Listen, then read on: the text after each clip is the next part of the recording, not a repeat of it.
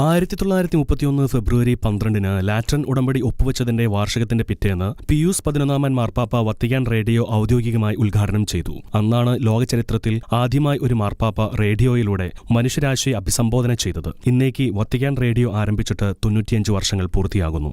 1929 ഫെബ്രുവരി 11 Vatican city state രൂപം കൊണ്ടതിന് 2 വർഷവും 1 ദിവസവും കഴിഞ്ഞാണ് ഈ ചരിത്ര സംഭവം നടന്നത്. വത്തിക്കാൻ സിറ്റി രൂപീകരിച്ച ശേഷം വെറും 4 ദിവസങ്ങൾക്കകം തന്നെ പുതിയ രാഷ്ട്രത്തിനുള്ളിൽ ഒരു റേഡിയോ സ്റ്റേഷൻ സ്ഥാപിക്കുവാനുള്ള ചുമതല ഇറ്റാലിയൻ വംശജനായ റേഡിയോ കണ്ടുപിടിച്ച മാർക്കോണിക്ക് പിയൂസ് 11 മാർപ്പാപ്പ ഔദ്യോഗികമായി ഏൽപ്പിച്ചിരുന്നു. 1931 ഫെബ്രുവരി 12 വത്തിക്കാൻ റേഡിയോയിൽ നിന്ന് പ്രക്ഷേപണം ചെയ്ത ആദ്യ സിഗ്നൽ മോഴ്സ് കോഡിലായിരുന്നു. ഒരു ടെക്നീഷ്യൻ ഇൻ നോമിനി ഡോമിനി ആമേൻ എന്ന വാചകം ടൈപ്പ് ചെയ്ത് അതിന്റെ അർത്ഥം കർത്താവിന്റെ നാമത്തിൽ ആമേൻ എന്നാണ്. ഇതാണ് ആദ്യമായി വത്തിക്കാനിൽ നിന്ന് പ്രക്ഷേപണം ചെയ്ത സന്ദേശം. ഇത് ഒരു ജാഗ്രതാ സന്ദേശമായിരുന്നു. അന്ന് ലോകത്തെ വിവിധ റേഡിയോ സ്റ്റേഷനുകൾക്കും കപ്പലുകൾക്കും ആവശ്യമായ ഉപകരണങ്ങൾ കൈവശം വെച്ചിരുന്ന ഏത് വ്യക്തിക്കും ഈ പ്രാഥമിക സന്ദേശം സ്വീകരിക്കുവാനും തുടർന്ന് മാർപ്പാപ്പയുടെ ആദ്യ റേഡിയോ സന്ദേശത്തിനായി തയ്യാറെടുക്കുവാനും സാധിച്ചു. മാർപ്പാപ്പയുടെ സന്ദേശം അവതരിപ്പിക്കുന്ന ചുമതല മാർക്കോണിക്കായിരുന്നു. ഇറ്റാലിയൻ ഭാഷയിൽ സംസാരിച്ച അദ്ദേഹം ഇങ്ങനെ പ്രഖ്യാപിച്ചു: 11 പിയൂസ് മാർപ്പാപ്പ വത്തിക്കാൻ സിറ്റി സ്റ്റേറ്റിന്റെ റേഡിയോ സ്റ്റേഷൻ നിമിഷങ്ങൾക്കുള്ളിൽ ഉദ്ഘാടനം ചെയ്യുന്നതായി അറിയിക്കുവാനുള്ള ബഹുമതി എനിക്ക് ലഭിച്ചു.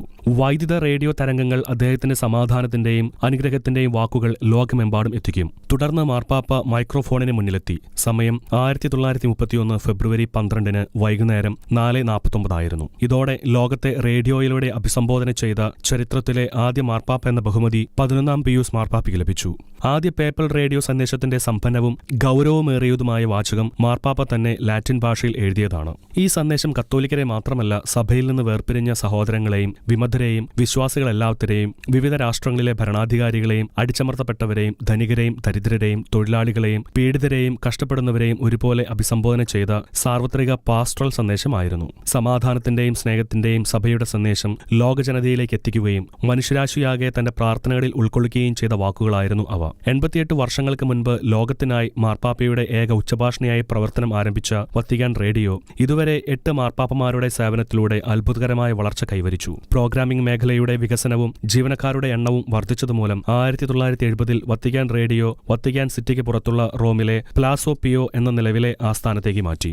ഫ്രാൻസിസ് മാർപ്പാപ്പ ആരംഭിച്ച ആശയവിനിമയ പരിഷ്കരണങ്ങളുടെ ഭാഗമായി ഇന്ന് വത്തിക്കാൻ റേഡിയോ ആശയവിനിമയത്തിനുള്ള ഡിക്കാസ്ട്രിയുടെ ഭാഗമായി പ്രവർത്തിച്ചുകൊണ്ടിരിക്കുന്നു.